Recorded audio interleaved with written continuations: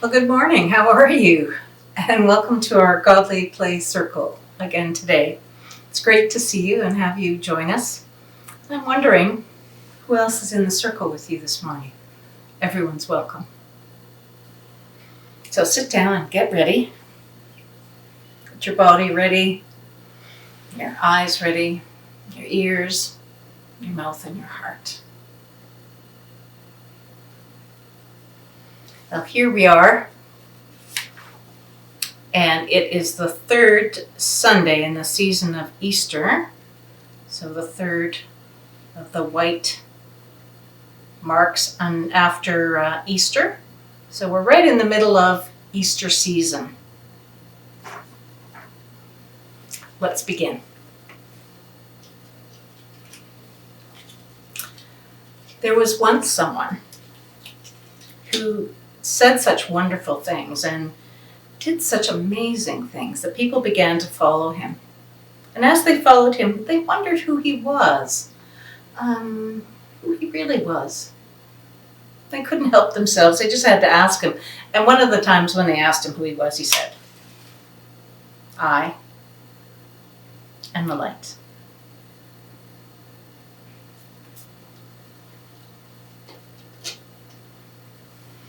I see the love of God in you, the light of Christ come shining through, and I am blessed to be with you, O holy child of God.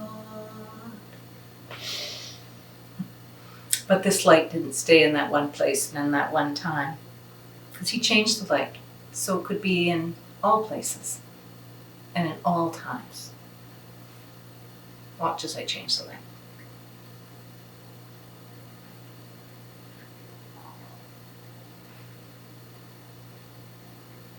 Oh, there it's changing. I can see it. It's going up and it's filling the room. And it's going through and filling your room too. So that wherever you are, the light will be with you. And as you go out from this place, the light will be with you too. Are you ready for the story? So get ready. Get your body ready. Your eyes and your ears. Your heart. Today's story is found in the Gospels in the New Testament. You can check it out afterwards in your Bible. One of the accounts is in the book of John, the Gospel of John, chapter 20, verses 24 to 29.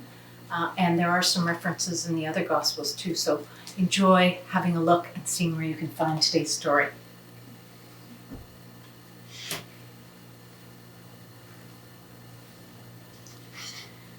On the first Sunday in Easter,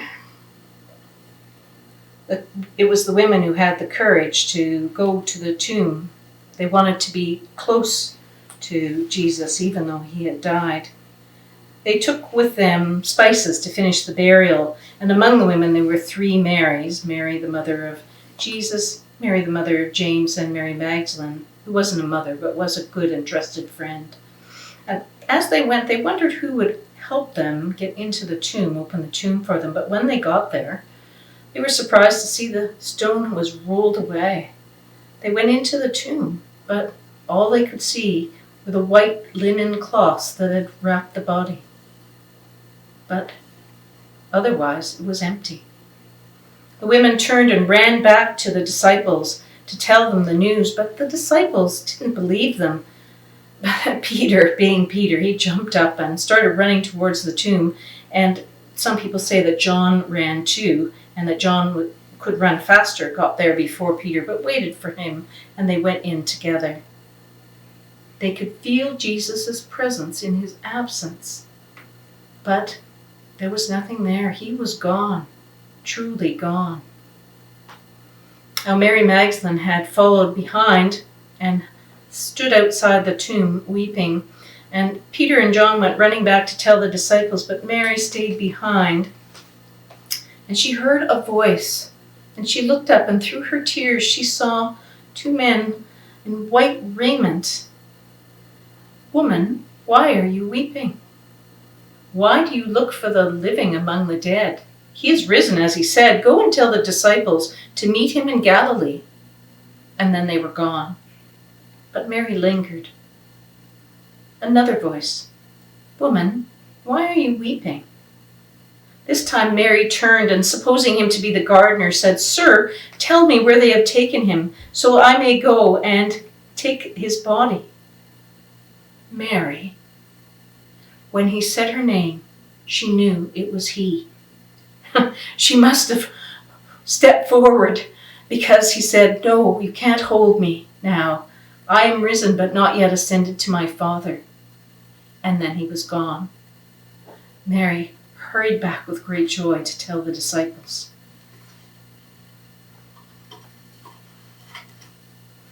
That same Easter Sunday in the afternoon, two of Jesus' followers were heading on the road away from Jerusalem to Emmaus, about 7 miles away, and as they were walking, they must have been shaking their heads in wonder. The cross, the empty tomb, what could it mean? And while they were talking, a stranger came up and started walking with them, but they didn't pay him much notice until he said, "What are you talking about?" And they said, "You must be the only person in all of Jerusalem who hasn't heard what's happened the past 3 days." "Why? What's happened?" "The cross, the empty tomb. There's so much." Then Jesus said, "You are foolish of heart." And then he opened the scriptures to them.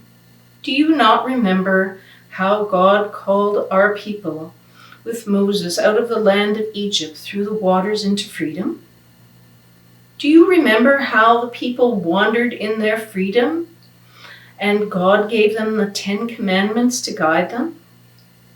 Do you remember how we went away in exile and the prophet said, 'A child shall lead them'? That someone needed to suffer and die so that they could be truly free." As they were talking, the miles had just slipped away and they were already at the inn, and the stranger went to go on, but the two followers said, "Come, sit with us in the inn and have dinner with us." So the stranger went in, and when they sat down at the table, the stranger took bread, gave thanks to God, and broke it. And in that, they realized who he was, and then he was gone. They sat and talked about it for a while. "Did not our hearts burn within us as he was telling us about the scriptures?" And then they got up and they hurried back to Jerusalem to tell the others.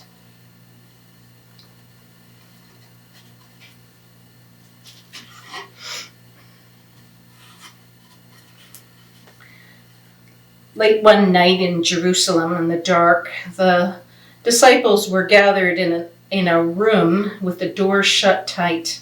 They were afraid the Roman soldiers would come and take them away as they had taken Jesus. And as they were talking, a voice said, "Peace be with you." They looked, and it was he.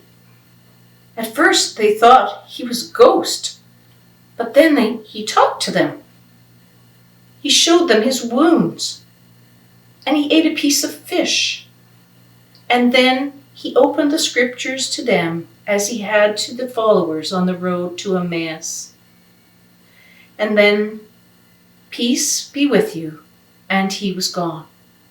Now, Thomas was not with the disciples during this night, and when the disciples told him what had happened, he did not believe them. Thomas had doubt in his bones. "I'm going to have to touch his wounds before I can believe." And who could blame him for having doubt? The disciples were stretching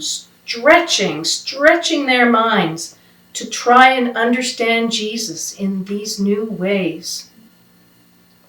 8 days passed, and again the disciples were gathered in a dark and locked room. And this time, Thomas was among them. "Peace be with you." Jesus walked right up to Thomas, and holding out his hands, he said, "Touch my wounds." All Thomas could do was fall to his knees. "My Lord and my God." Jesus looked at him for a long time. "So you could not believe until you had seen." And then, looking around at the circle of disciples, Jesus said, "Blessed are those who have not seen and yet believe." And then he was gone.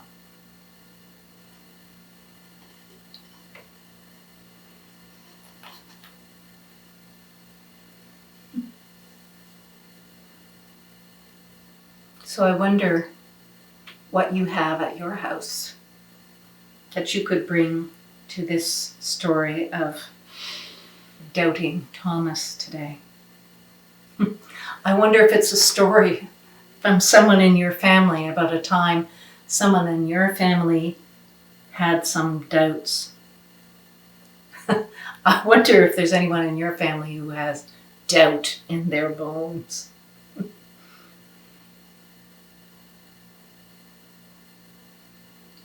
I wonder what you'll bring. I don't know, only you'll know. Be sure to share the stories with all the people that are gathered with you today. And now it's time for the blessing. May the Lord bless you and keep you. May the Lord make his face to shine upon you and be gracious to you. May the Lord lift up his countenance upon you and give you peace. Amen. Have a great week. I'll see you next Sunday.